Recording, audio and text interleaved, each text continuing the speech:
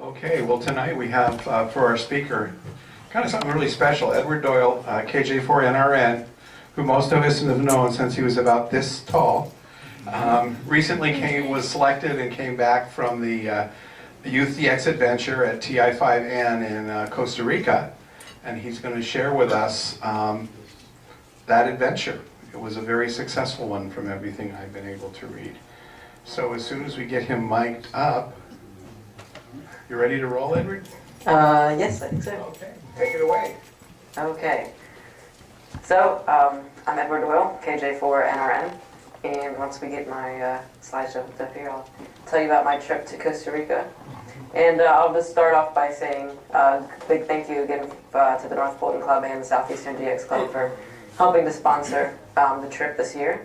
And it's meant a lot, and it was definitely a great trip. We had a huge amount of fun, and so anyway, here we go. And I'll get my little clicker.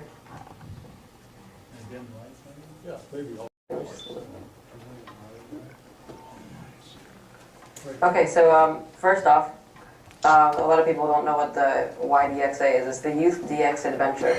And it's a trip every year. So far it's been going for about 3 years, founded by Dave Coulter and Don Dubon, N6JRL and KD8OCP in 2010 to get youth operators active in DXing and actually being the DX and kind of a taste of what traveling to a different country and operating is like. So we had a lot of fun. We went to Costa Rica. We were in Alajuela, Costa Rica was the name of the city. And it was not so much of a DXpedition, but more of a chance to experience a different country and pileups and operating in those conditions. We were operating from the shack of TI5KD, also known as the TI5N station, which a lot of people have, I'm sure, have been to in Costa Rica to operate contests. So we had lots of big antennas, which I'll talk about a little bit later. And we were also mentored by the team leaders who are accomplished GXers themselves, and as well as Keko there in Alajuela at his house. But we had some lessons, and he taught us a lot about GXing and how to do it properly and courteously. So this is a little bit more about our host, Keko. And he opened his house, and wonderful, beautiful house there in the neighborhood. And just really neat to be in a different country. That was probably one of my biggest things was new for me, was operating, especially from a different country, which was neat. And he's very accomplished. You walk into the shack and his walls are covered, absolutely covered with all kinds of awards, DXCC and everything you can imagine. I'm not sure if he's on the honor roll, but he probably is. And he's got all kinds of different awards, and one of the neat things on the trip was getting mentored by him and learning things about DXing and operating from him, which was very neat. It was a great experience. So this year the team was consisting of 6 youth, and one of their parents each traveled with them, as well as 2 team leaders and our host Keko. And there's the team picture and everyone there. But on the next slide here I have the names of everyone, which I probably won't read out, but there's everyone on the trip.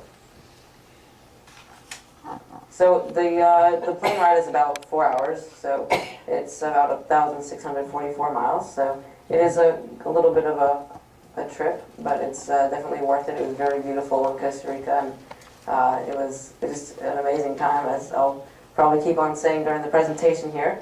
It was about 4 hours, and we started from the Atlanta airport, so everyone met at the Atlanta airport, which was nice for us because some people had flown in from all over the United States, but we just got to drive to our home airport, so that saved a little bit of time. But the trip did pay for all the plane tickets for everyone, so donations from different clubs around the nation helped with that. We arrived in Alajuela and had a very friendly visitor. As you can see, Keko's dog there was named Pauletta. She was very excited to see us all. And we made a few QSOs before we went to bed. A few of the team leaders, I believe, stayed up the first night and made some QSOs for their personal log. But I just made a few, and as you can see, we're using a paper log right then because we were still connecting up the internet and getting everything ready for logging. And there's a picture of the house that we were staying in, a very nice house, which apparently Keko built himself by hand, so that was very impressive. There we are, there's the outside. We're waiting to get into the compound, through the compound wall area.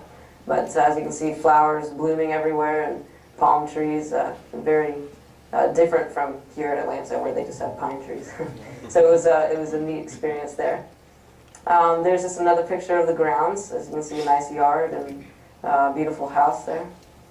The first day we took a trip into the city, so we got to experience a different culture, which was really amazing for me. And one of the first things we saw was a market that we walked through that had lots of little stalls and people selling their wares and different trinkets and things like that. And that was very neat. And then we walked out on the street and we got to see a mariachi band. And they were really, really good. It was pretty amazing. It kind of reminded me of when you go to New York, sometimes you see little street bands like that. But this was an original, so this was an original band there. And I have food allergies, so I'm allergic to a lot of things, but wasn't able to try most of the food there, which is okay because I've lived with food allergies for 15 years, so no big deal. But it was pretty neat seeing all the home cooked food and all the dishes from the country there, especially in the market. You could smell all the different foods being prepared, and we actually got to have lunch at one restaurant, I guess you could call it, there in the market. And I think these right here are corn patties, kind of like pancakes but made with corn.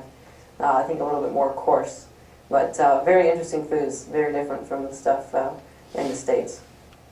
At the house, Keiko's daughter cooked for us, so we got to have wonderful food there. And one of the dishes was this thing that I have a picture of. It's sauteed pork chops with onions. I don't know what they did to the rest of them.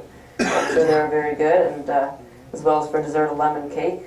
But another goal of the Youth DX Venture is not just to get the youth operators involved in DXing, but it's also to involve them in the culture of a different country. So it was very interesting to be in a different country.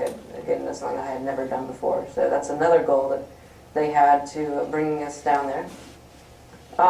In the afternoon, we would have to think it was after lunch, although it was hard to tell because my stomach was basically my clock.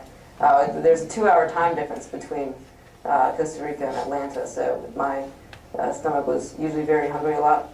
Lunch was after, a lot of time after. It usually is there, so it was a little bit of a wait for food, but you had to get a little bit adjusted to it.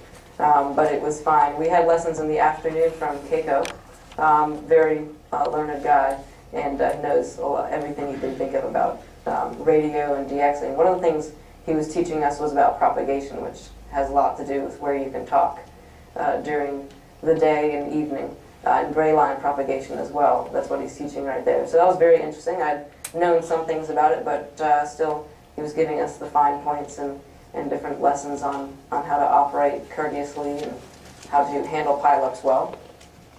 And in the shack, we had a FT890, and I heard that I spelled Yesu wrong, so pardon me.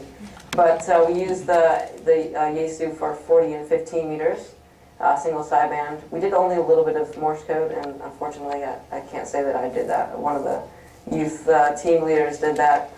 We used an ICOM 718 for 20 and 17 meters. And the portable radio was actually brought by one of the members of the trip. So we didn't, it wasn't an official radio, but they set up a buddy pole type operation in the yard, as if we didn't have enough antennas already at the shack. This is just one corner of the house, and I don't know, I can count 3 towers right there, but there are at least 10 or 11 towers there. And I'm not exactly a pro on figuring out what bands these antennas are for, but I just gladly and happily used them. They were great antennas, most of them very high, and had no trouble copying or getting out the signal. It was great. This is the high gain TH6DX, which was on top of, I don't know exactly how tall this was, but it was very tall, as you can see. Good God. I think it was at least 100 feet or so, maybe even taller.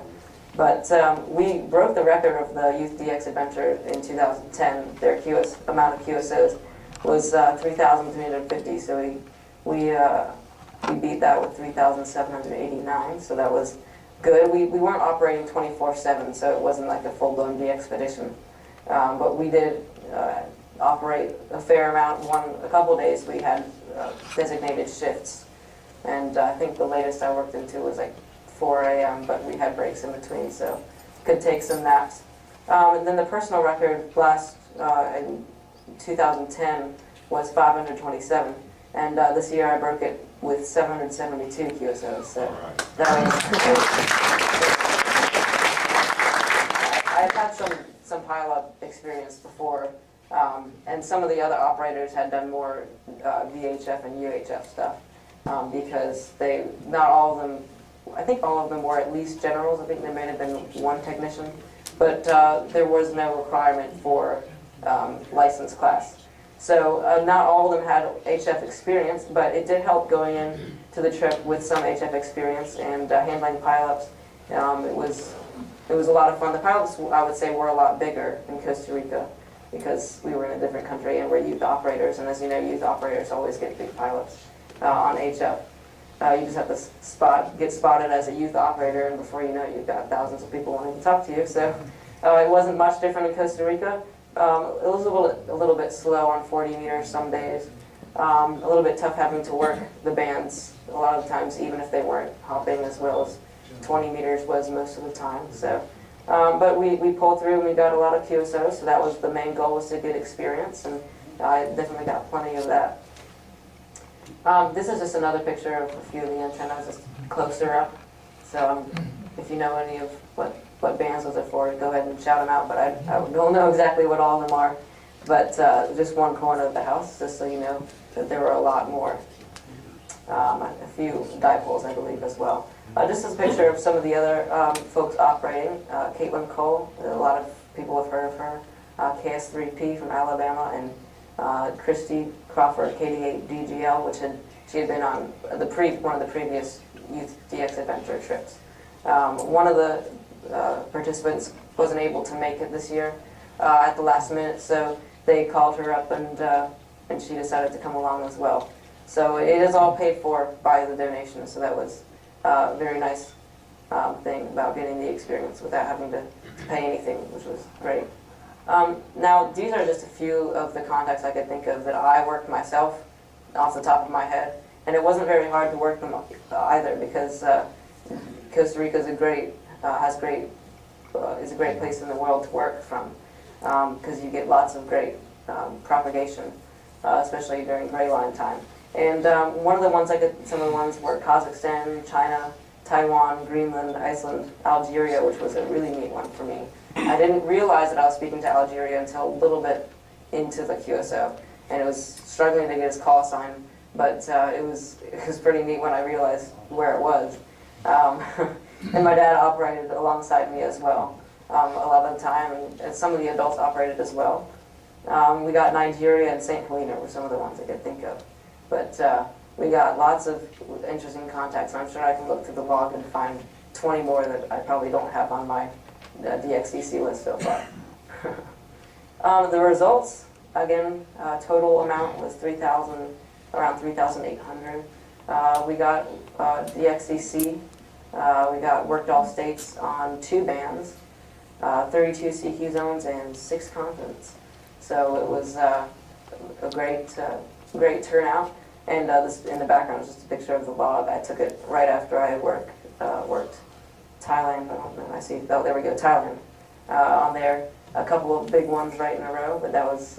I kind of wish that I could count that for my log because I don't have Thailand yet. So it was a little bit annoying not being able to count them for your own log. But we afterwards, after the official time shut down where we were operating as TI5. We got to have a little bit of personal operating time the last day, which I got a little bit in, but they were pretty hastily shutting down the radios so they could pack everything up for departure. The QSL cards will look something like this, and they're double-sided folding cards, glossy print, which looks nice on your wall. And they have the full team photo on the back, as they did in 2010, I believe. This is the 2010 card. It will have the North Fulton logo on the back, since they were a sponsor, and the Southeastern DX. So you'll probably want one of those if you talk to us. And you can check the operator that you worked in your log. So that keeps it kind of simple. But I think one guy we talked to had talked to everyone on the trip, so that was a neat thing. We were thinking about trying to come up with some award, worked all kids or something. But it was these will be really nice QSL cards. Haven't gotten them shipped out yet, but when we do get them, we will send them out in the mail if you sent us a self-addressed stamp envelope. And 2 green stamps. Well, yes, if you want to help with the postage, but don't feel obligated as long as you do one. I remember trying to figure out just quickly before I put this on the slide how much I'd have to pay if every single person I talked to sent me a QSL card without an SASE.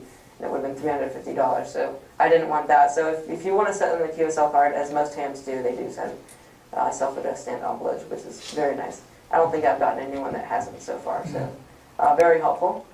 And, whoopsie a second. Let's see if I can get this to work. The sponsors, let's see if this works. There was a list of sponsors, and I don't know if they'll start coming up now. Doesn't look like it.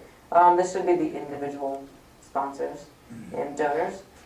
And I don't know if it's working correctly, but just wanted to put them on the side there to recognize them.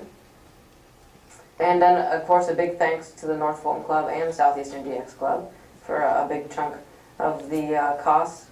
And great to have you guys donate so much towards the trip, and it was definitely worth it. I had a great time.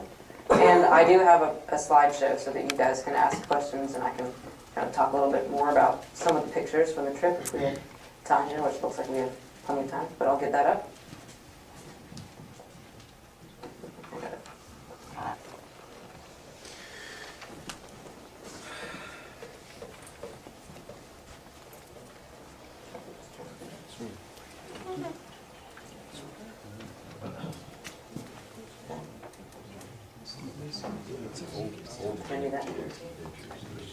So, there will be a brief slideshow of pictures, and during this time you can ask any questions. Anything is good. So, if you want to ask any questions, go ahead. How many states were represented on the We had Alabama, New York, Georgia, Texas, Ohio, and California, where I think were all the states represented.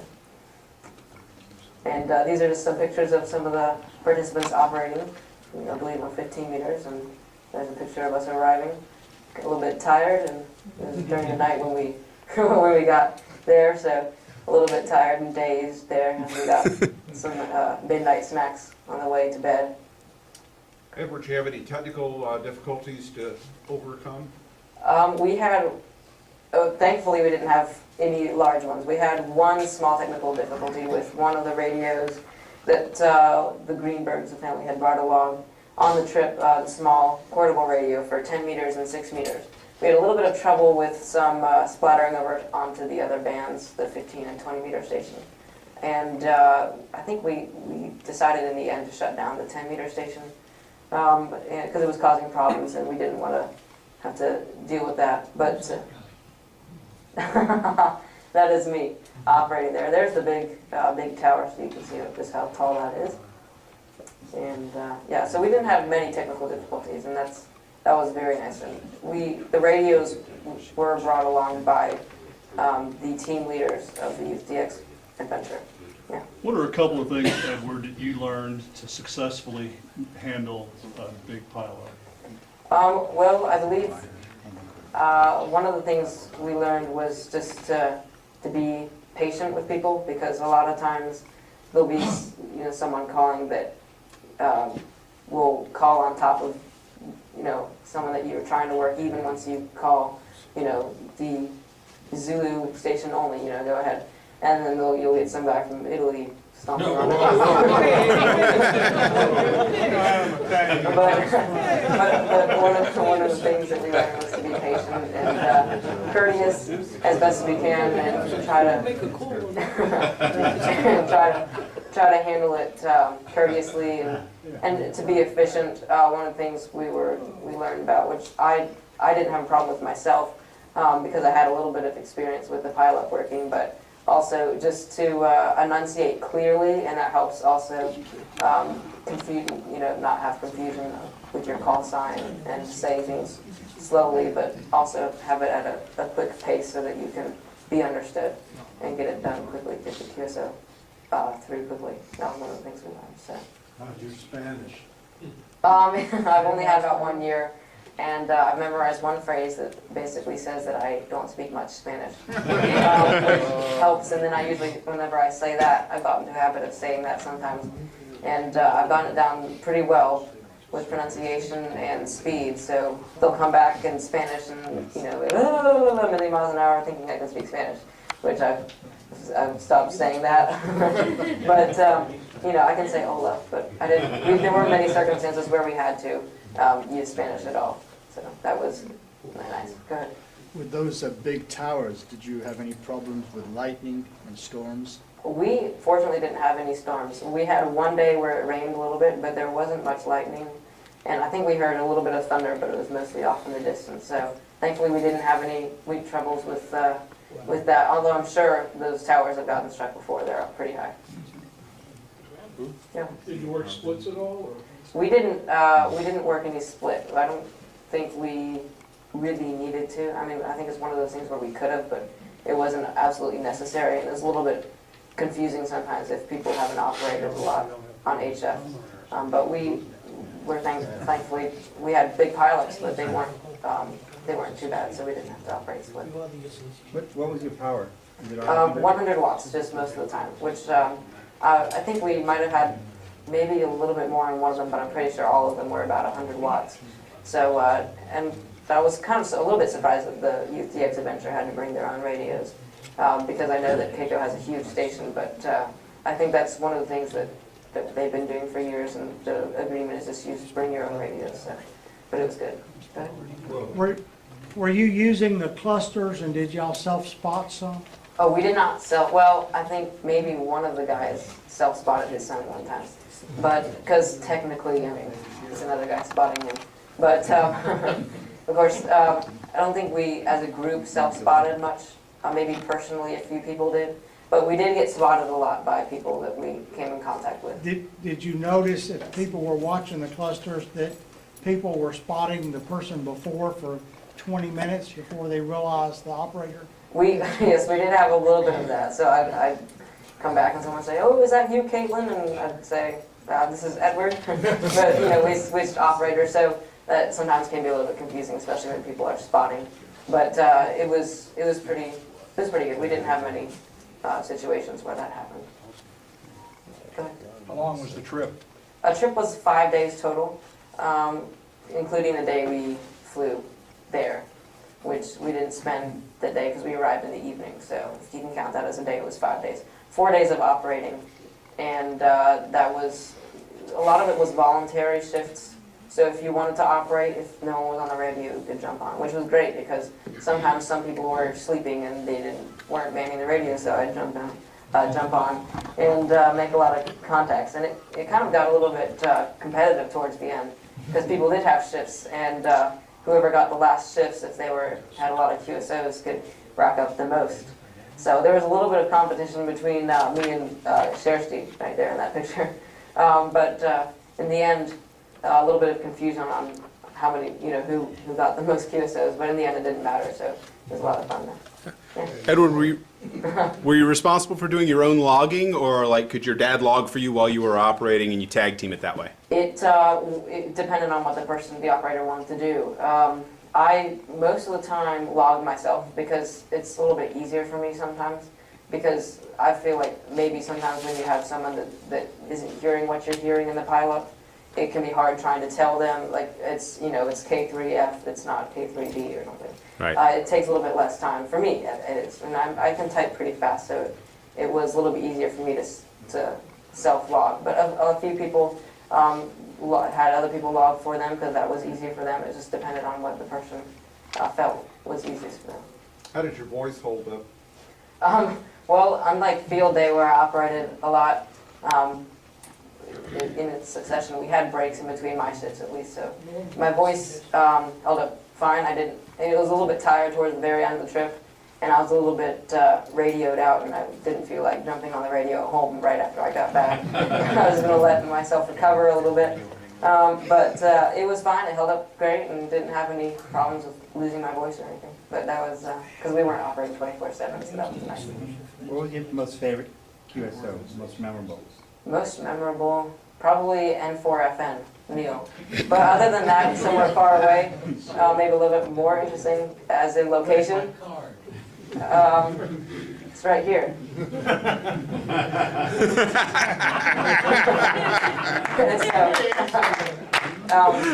No, QSL cards will be sent out, and when I receive them. I have not received them yet. I haven't gotten any word on when they're coming, but hopefully it should be soon. It's been a while, so it should be in the mail. I've had lots of QSLs piling up every day in the mail, at least 2 or 3. And EQSLs as well. I have an EQSL account if you want an EQSL for a TI5, KJ4NRN.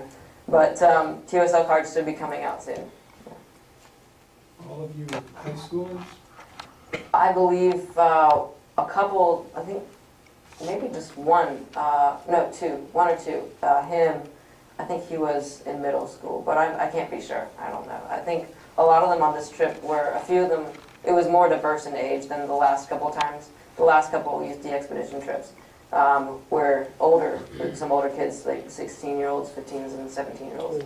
But this trip, I think there were a few 11 and 12-year-olds and a couple 17-year-olds as well, including me, and I'm 15, so a little bit more diverse than I think the last couple of years. How long have you been licensed? I've been licensed for about 3.5 years maybe. So I was licensed in July of 2009. What's your DXCC total? Well, work so far, I've worked 191 countries. But that's only work, so I have to get them confirmed. I haven't counted them up in a while, but I believe I have 60 or 70 maybe on cards so far. But I haven't opened a Logbook of the World account yet, so I need to do that, and I'm sure I have a lot waiting for me. There's one consistent problem with the way that it's set up. We have a couple computers, and the one that we run the Flex off of in the basement doesn't have the email program that we use upstairs, so in my email address is upstairs on the program. And so we have to get the email with the special link to the website where I can get it all set up. We have to put that on the thumb drive, so we have to get that set up. But I'm sure when we do, I'll have a lot more waiting for me. So. How many people here did you work? I haven't counted that up yet, but if you worked any of the Youth Expedition trips, Youth DX operators, would you raise your hand? Wow. 8, 9 people? And I'm sure, not everyone was here tonight, but I'm sure this is to show a lot of people did work us, and I don't remember exactly how many people, but there were a lot, so that was nice to hear people that I knew. Did you work any relatives from Iowa, for example?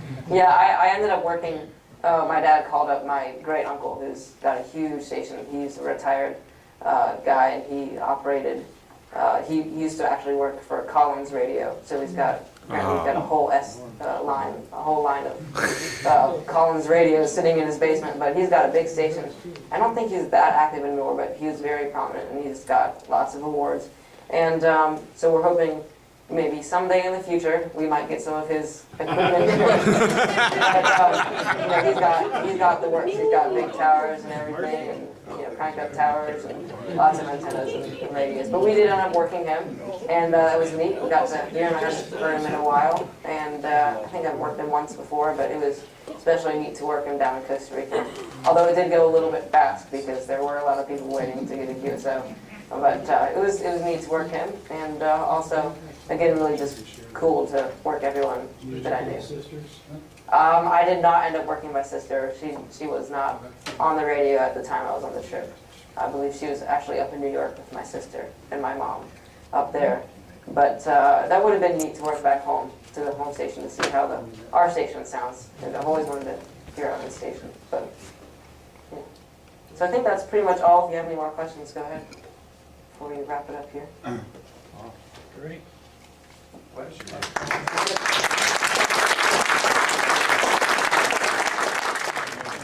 Ed, we're gonna need you to come back up here, please, sir. Not Rudy. I'm sitting there, first of all, I want to shake your hand. Similar, I got my license when I was 12. Unfortunately, my first contact was the neighbor next, across the street from me when I lit up his TV with a 6-figure band. It was downtown Atlanta, so. And eventually got a little notice from the FCC wanting me to build a filter and filter that out. But congratulations, 772 QSO, that's phenomenal. And then you had to really rub it in and say the rest of the accomplishments. I'm sitting here going, geez, 191 countries? Oh, yes, of course. Oh, jeez. I'm way behind you. A couple of things I picked up on your slideshow. I used to be your size. But I'm not allergic to any food, as you can tell. So, it looks like you had a good plan. And I came up for if somebody hasn't already told you, the KJ4NRN, the NRN now stands for no rookie now. Ah. I was always a nerdy radio nut, but nerdy radio nut. So, when I was in Huntsville, I was talking to Kay Craigie, the president of ARL, which she's been visited the club, and Jim had told me that you were going to be here speaking, so I brought you a little gift from ARL. It's pretty big. It's the 2012 handbook, and if you already have one, you can probably sell it to your dad for $50 because that's what it normally costs. Okay, congratulations.